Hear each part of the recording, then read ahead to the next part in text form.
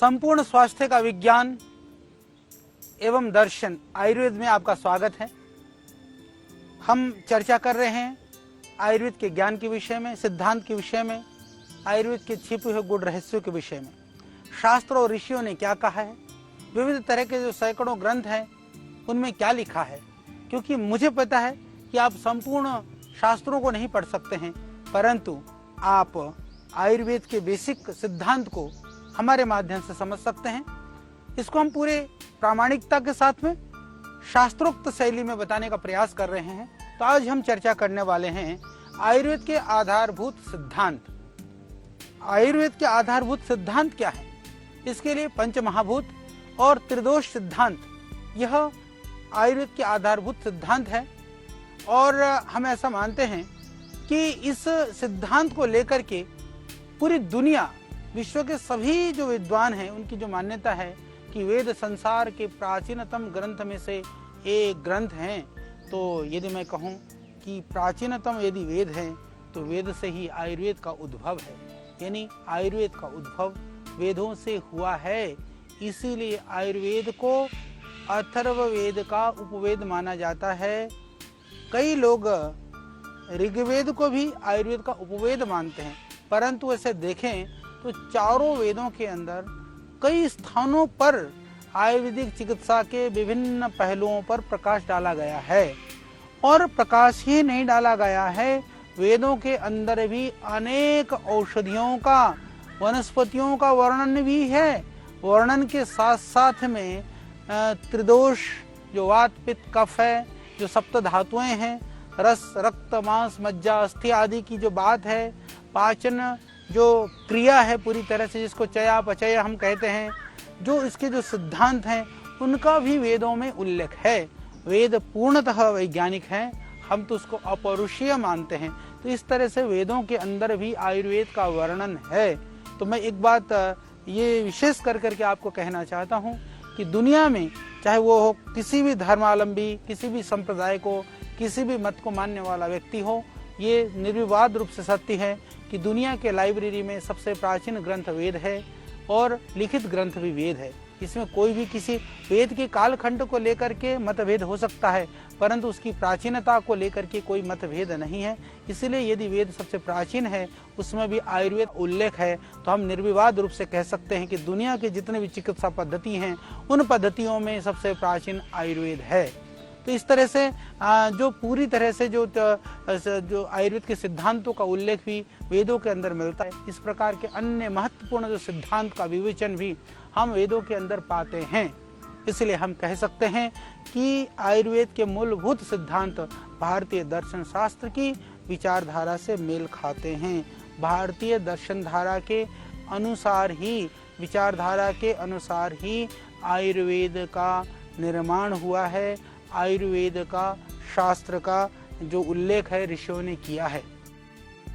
विशेष रूप से यदि मैं सांख्य, योग और वैशेषिक दर्शनों की विचारधारा की बात करूं तो निश्चित रूप से सांख्य योग में सारे जड़ चेतन जगत की उत्पत्ति, पंचमहाभूत, आकाश, वायु, अग्नि, पृथ्वी, इन सब की सम्मिश्रण को माना गया है।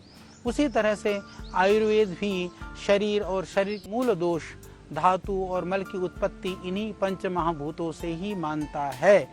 तो यानी कि जो हमारे दर्शन शास्त्रों में उल्लेख है वही हमारे आयुर्वेद में उल्लेख है। जो वेद वर्णन करते हैं वही हमारा आयुर्वेद कहता है। इसीलिए हम ये कह सकते हैं कि हमारे जो शास्त्र हैं, चाहे योग है, चाहे आयुर्वेद है, चाहे दर्शन है, इसमें कोई विभेद नहीं है। उनका विषय क्षेत्र अपितु कई कई चीज़ों में अलग अलग है, पर बहुत सारी चीज़ों में वही है। क्योंकि सब जगह पर हम आत्मा की बात करते हैं, परमात्मा की बात करते हैं, प्रकृति की बात करते हैं। इस प्रकृति से किस तरह से हम अपने आप को लाभ हम ले करके प्रकृति की विकृति से बच सकते हैं, इसकी बात की जाती है। इसीलिए प्रत्येक पदार्थ में, वैसे देखा जाए जो पंच महाभूत की जिसकी मैं बात कर रहा हूँ, हर चीज़ में पांचों महाभूत हैं। एक वनस्पति से लेकर के, एक पौधे से लेकर के, एक वृक्ष से लेकर के, जड़ से लेकर के चेतन तक के अंदर हर पदार्थ में पांचों महाभूत विद्यमान हैं। तो भी उस पंच महाभूतों से युक्त इस चर अचर जगत के अंदर में भी पदार्थों के अंदर अधिकता के साथ में, यानी पंच महाभूत सब में हैं, पर फिर भी किसी किसी द्रव्य में, किसी किसी पदार्थ में किसी एक महाभूत की प्रधानता होती है। तो इसीलिए हम कह सकते हैं कि इसी प्रधानता के आधार पर ही हम कहते हैं कि ये आकाश महाभूत की प्रधान वाला द्रव्य है, यह आकाशीय वायु जो आकाशीय यानी जो वायु वात द्रव्य वाला आकाशीय द्रव्य वाला द्रव्य है, यह वायु पंच जो महाभूत वाले प्रधानता वाला द्रव्य है। तो इस तरह से ये वायव्य है, तेज वाला अग्नि महाभूत वाला जो द्रव्य है तो उसको आग्नेय कहते हैं। इसी तरह से जल की प्रधानता वाला द्रव्य को हम आप्य कहते हैं, तो पृथ्वी महाभूत की प्रधानता वाले द्रव्य को पार्थिव कहलाते हैं। इस तरह से ये अलग अलग द्रव्य की अधिकता होने से प्रधानता के आधार पर उसका नाम रखा गया है। अब हम थोड़ी इसको समझने के लिए संक्षिप्त में ये पंच महाभूत और उनसे युक्त द्रव्यों के विषय में हम चर्चा करेंगे। जैसे आकाशीय द्रव्य, आकाशीय द्रव्य के अंदर में जो आयुर्वेद में वर्णन है वो मुलायम होते हैं, हल्के होते हैं, सूक्ष्म होते हैं, समतल होते हैं या शब्द गुण से युक्त, यानी कि खन खन छन छन करते हैं, तोड़ने में कटर पिटर करते हैं। ऐसे उनके सेवन से शरीर में कोमलता आती है, लघुता आती है, या थोड़ी सी चंचलता, थोड़ी सी जैसे कहते हैं ना थोड़ी आह्लादता इसकी, और उसमें पदार्थ में भी छिद्रों की थोड़ी अधिकता होती है। यदि हम उसको एकदम समझने के लिए कि ऐसे आकाशीय द्रव्य क्या है जो सबसे हल्के होते हैं, हल्के कौन से होते हैं, जब हम द्रव्यों को भून देते हैं, जैसे मखाने हैं, जैसे कॉर्नफ्लेक्स जो कॉर्न है, या हम देखते हैं कि जैसे हमारे बहुत सारे ऐसे द्रव्य हैं, विशेष करके जो भुने हुए द्रव्य हैं, जो अर्धपक्व द्रव्य हैं, वो सारे जो लघुता लिए होते हैं, जो सौम्यता लिए होते हैं, वो सारे द्रव्य इसके अंतर्गत आते हैं। ये ज़्यादातर जो आकाशीय द्रव्य होते हैं वो ज़्यादातर थोड़े से सतोगुण युक्त भी होते हैं और वो थोड़े से सौम्य द्रव्य भी होते हैं।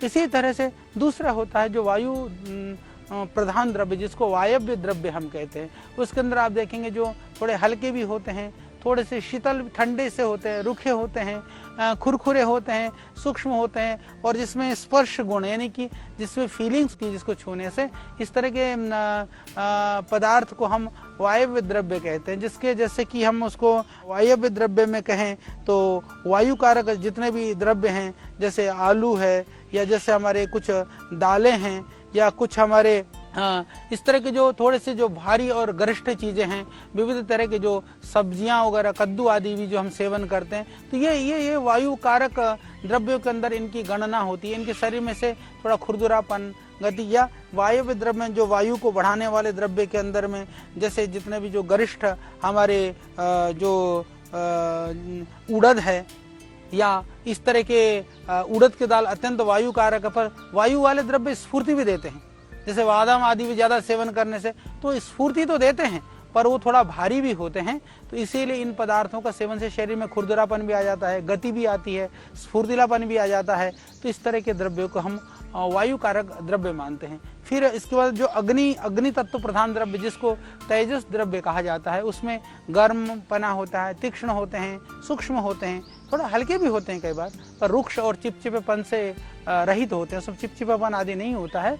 तो ऐसे जो द्रव्य हैं उनको हम वायव्य, इसको हम तेजस द्रव्य कहते हैं। तो तेजस द्रव्य के लिए जैसे हम कह सकते हैं कि जिनके सेवन से शरीर में जलन होती है, चयापचय के अंदर शक्ति बढ़ती है, पाचन शक्ति बढ़ती है, तेज है, चमक है, या वर्ण प्रसाद यानी रंग और निखार आता है, इस तरह के द्रव्य। तो तेज द्रव्य में हम कह सकते हैं सौंठ है, काली मिर्च है, पीपल है, ये सारे अग्नि तत्व प्रधान है। जिसको कहने से, जिसको लेने से तीखापन की प्रतीति हो, ये सारे अग्नि तत्व प्रधान है। इसी तरह से आप्य या जलीय द्रव्य जिसको हम कह सकते हैं, तो जलीय द्रव्य है जो जिसमें जल तत्व जो प्रधान वाले द्रव्य हैं, उनमें यदि बात करें उसमें तरलता होती है, थोड़ी शीतलता होती है, भारीपन होता है, कुछ स्निग्धता भी होती है, वो मंद भी है, सांद्र भी हैं। तो ये इस तरह के जो रस गुण प्रधान है, जिसके अंदर रसीले तत्व ज़्यादा है। यदि हम बात करें तरल द्रव्य में, जैसे खीरा है, ककड़ी है, तरबूजा है, खरबूजा है, या हम बात करें जितने भी इस तरह के रसयुक्त फल हैं, संतरा आदि हैं या मौसमी आदि हैं, ये सब रस तत्व प्रधान फल हैं, तो इसको हम जलीय तत्व प्रधान मानते हैं। तो पार्थिव द्रव्य का अर्थ है जो भारी है, जितने भी जैसे कंद हैं, आलू वगैरह भी, जिमी कंद भी, क्योंकि आलू को वायु द्रव्य में माना जाता है, पार्थिव में भी, क्योंकि भारी होता है, मलवर्धक होता है। जैसे कद्दू वगैरह, पेठा वगैरह लेते हैं, तो ये इस तरह के जो भारी द्रव्य हैं, जो थोड़े से कठोर हैं, हार्ड हैं, वो जितने भी भारी हैं, दृढ़ है, सख्त हैं, मोटेपन पे है, जो थोड़ा सा शुष्क हैं, जहाँ कुछ स्मेल भी है, गंध भी है, इस तरह के द्रव्यों को हम उसको पार्थिव द्रव्य मानते हैं। तो पार्थिव द्रव्य के सेवन से थोड़ा मोटापा भी बढ़ता है, भारीपन भी बढ़ता है, मल की वृद्धि भी होती है। इन सब द्रव्यों का इस तरह से वर्गीकरण है। तो आयुर्वेद में जब हम द्रव्य की गणना करते हैं या आहार के लिए हम चयन करते हैं, तो हमारे शरीर के पंच महाभूतों की स्थिति के आधार पर उनका चयन किया जाता है। ये बड़ी बात है। तो इसको समझिए, मोटे तौर पर मैं ये कहूँ कि जो मोटे हैं तो उसके अंदर समझिए कि वायु और पार्थिव द्रव्य की अधिकता होती है, इसलिए जो मोटापा बढ़ाने वाली जितनी भी चीज़ें, भारी चीज़ें, उनको न खाएं। जिसको जो है तेजस द्रव्य की, जिसकी एसिडिटी वगैरह, पित्त वगैरह बढ़ा हुआ है, समझिए कि उसको तेजस की अधिकता है, तो उस तरह के द्रव्यों से बचें।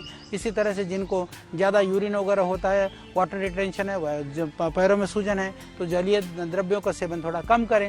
ये मोटे तौर पर। फिर आगे आपको बड़ा आनंद आएगा, हम इन्हीं विषयों में चर्चा करने वाले हैं। अभी तो मैं मात्र सिद्धांत की बात कर रहा हूँ। तो इन पांच भौतिक जो द्रव्यों के गुणों के आधार पर जो इस शरीर की रचना को देख करके शरीर के साथ इसको मिलाते हुए स्पष्ट हो जाता है, शरीर में मुख्य रूप से पृथ्वी और जल, ये दो तत्व ज्यादा विद्यमान होते हैं।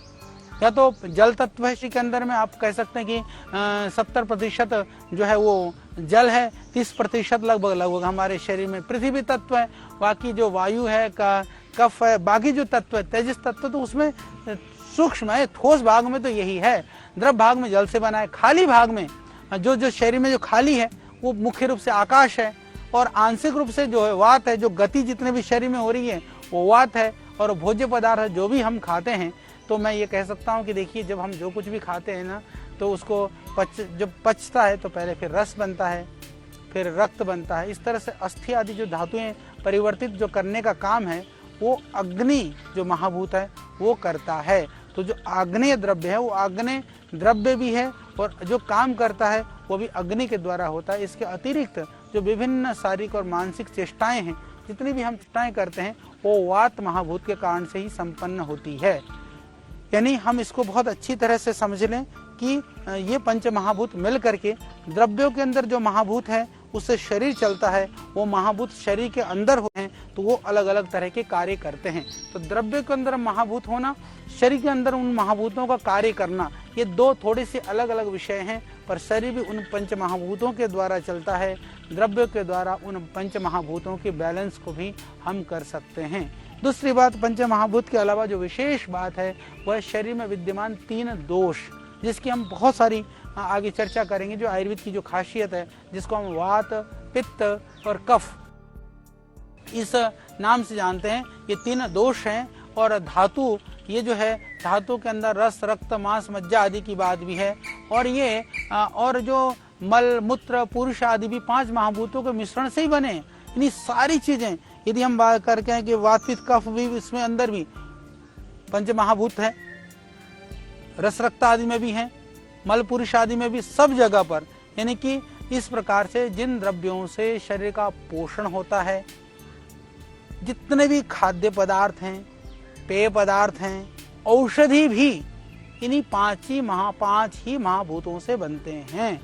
इसीलिए हम इन द्रव्यों के रसों को, जैसे हम द्रव्यों के रस जो है, जैसे स्वाद है या जो गुण है या जो वीर्य है, चाहे विपाक है, ये अलग अलग आधार पर हम इसकी पहचान करते हैं कि किस दोष में कौन कौन सा पंचमहाभूत विद्यमान होता है, कौन पंचमहाभूत में कौन सा महाभूत है, या इसका विवेचन, दोष आदि का वर्णन करते हुए हम उस टाइम पर इसकी बात जरूर करेंगे। यहाँ इतना आप जान लें, क्योंकि अभी विषय एक रोचक बना रहे कि जो कुछ है वो पंचमहाभूतों से, पंचमहाभूत आपने समझ लिया, जो हम जिनको पंच तत्व भी कहते हैं वही पंचमहाभूत हैं। अग्नि, वायु, आकाश, पृथ्वी, जल, इसके द्वारा ही पदार्थ बने, इसके द्वारा ही शरीर बना है। उन पदार्थों के द्वारा ही उन पंच महाभूतों का अंश हमारे शरीर में चला जाता है। और कभी भी उसकी कमी और बेशी हो जाती है तो उन पदार्थों के बैलेंस कर करके हम शरीर को बैलेंस कर सकते हैं। ये सिद्धांत आयुर्वेद के अंदर ही बहुत ही गहनता के साथ में वैज्ञानिकता पूर्ण ढंग से ही वर्णन है। इस तरह का वर्णन पंच महाभूतों के साथ में तत्वों के साथ जोड़ करके अन्यत्र कहीं पर भी नहीं है, जिससे कि पंच महाभूतों का संतुलन बना रहे। तो ये बहुत जरूरी है। तो इसके अतिरिक्त पंच महाभूतों से कैसे शरीर का संबंध है, कैसे शरीर देह सही ढंग से बना रहता है, ये हमने चर्चा की। अब मैं आपसे बात करना चाहूंगा त्रिदोष सिद्धांत के विषय में। तो इसमें फिर पंच महाभूत के बाद में जो वात पित्त कफ दोष, यानी कि जब आप किसी वैद्य के पास जाते हैं, जब चिकित्सा के लिए जाते हैं, दिखाने के लिए जाते हैं, तो ले क्या कहते हैं, जाते ही बोल देता है कि हमें कहा जाता है कि तेरे शरीर में तो वात बढ़ा हुआ है, पित्त बढ़ा हुआ है, कफ बढ़ा हुआ है। हालांकि अभी मॉडर्न सिस्टम वाले भी वाता पित्ता कफा करने लग गए हैं। दुनिया के लोग भी इसको कहीं ना कहीं थोड़ा थोड़ा सा समझने का प्रयास कर रहे हैं, परंतु ये हमको समझना पड़ेगा कि ये वात पित्त कफ क्या है। तो ये एक जो आयुर्वेद के विद्यार्थी हैं या आयुर्वेद के बड़े बड़े प्रोफेसर्स हैं, वो लोग भी इसको बहुत गहराई से समझें। ये बहुत कठिन होता है, पर एक सामान्य आदमी के लिए तो अत्यंत कठिन है। तो इसीलिए मैं आप लोगों से निवेदन करना चाहता हूँ कि ये बहुत कठिन होने पर भी हम इसको सुगम बनाने का प्रयास कर रहे हैं। तो आइए हम समझते हैं कि इसको थोड़ा सा ना समझने का प्रयास करिए। त्रिदोष भला क्या है, ये त्रिदोष सिद्धांत क्या है, और यह त्रिदोष तत्व शरीर में कैसे प्रभाव दिखाते हैं। तो ये त्रिदोष जो शब्द है वो दो शब्दों से बना है। हम जानते हैं त्रि तथा दोष, यानी कि तीन हो गए जो मूल तत्व, कौन से, वात पित्त और कफ। तो इसके तहत इनको तीन त्रि शब्द से कहा गया है। और दोष का अर्थ होगा दूषणात् दोषाः, धारणात् धातवः। और मैं एक बात कहना भी चाहता हूँ, वात पित्त कफ दोष भी हैं, धातु भी हैं, पर हम सामान्यतः दोष के नाम से जानते हैं। तो ये जब दूषित हो जाते हैं शरीर के अंदर, जब वात पित्त कफ जो है गड़बड़ हो जाते हैं, तो ये रोग उत्पन्न करते हैं। परंतु ये जब समत्व की स्थिति में रहते हैं, ये समझिए कि वात पित्त कफ हमारे शरीर में होता ही होता है। यदि नहीं रहेगा तो शरीर नहीं चलेगा। तो इसलिए जब सम अवस्था में रहते हैं तब हमको ये सप्त धातुओं का पोषण भी करते हैं, शरीर को धारण भी करते हैं, सबको संतुलित रखते हैं। तो यहाँ पर उस समय पर ये दोष नहीं होते हैं, ये धातु की तरह से वात पित्त कफ काम कर रहा होता है।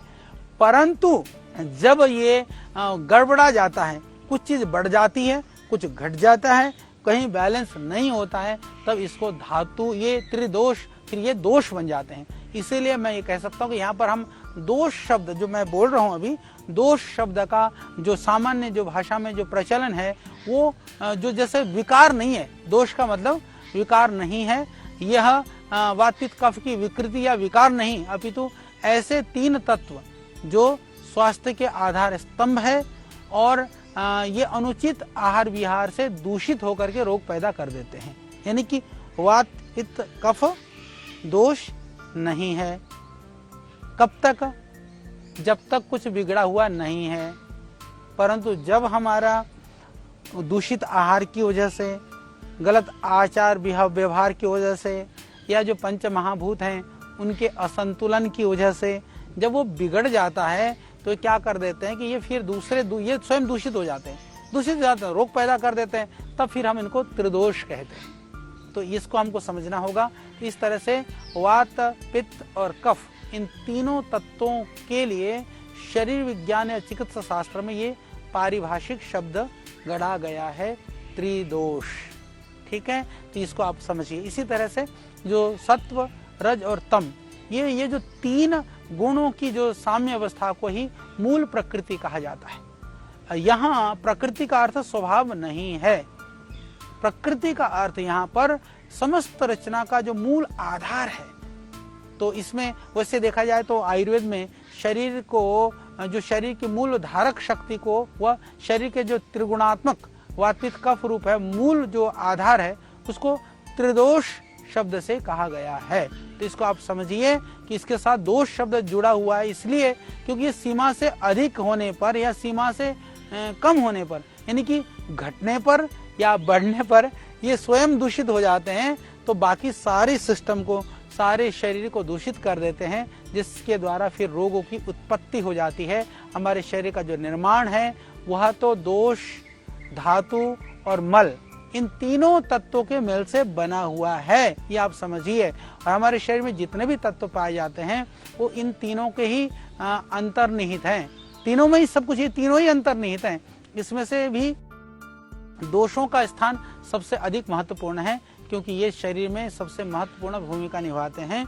तो ये दोष जैसे मैंने बताया कि 3 हैं, अब आप समझ गए होंगे वात पित्त कफ क्या है, और इसीलिए ये तीन दोष कहलाते हैं।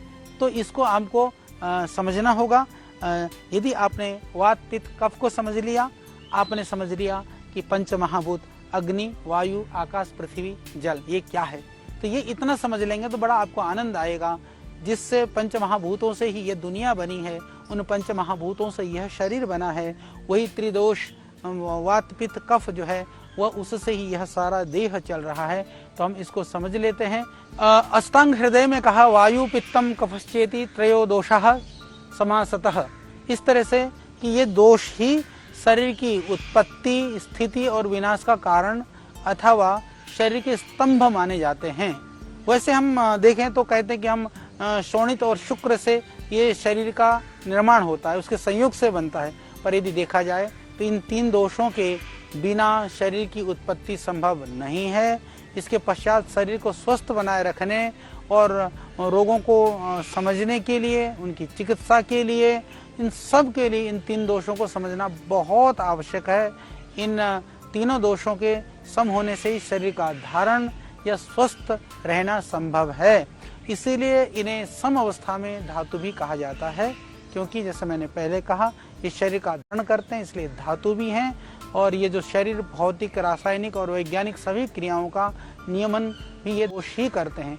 जब ये अपनी साम्य अवस्था में होते हैं तो शरीर को स्वस्थ बनाए रखते हैं, और जब इनकी सम अवस्था में किसी प्रकार का विकार, असंतुलन, वृद्धि या क्षय हो जाता है तो स्वास्थ्य भी असंतुलित हो जाता है। तो कोई न कोई इस तरह की बीमारी शरीर में जन्म ले लेती है। इसीलिए इनको सम रखना, इनको संतुलित रहे, यह इसके लिए उपाय करना बहुत ही जरूरी है।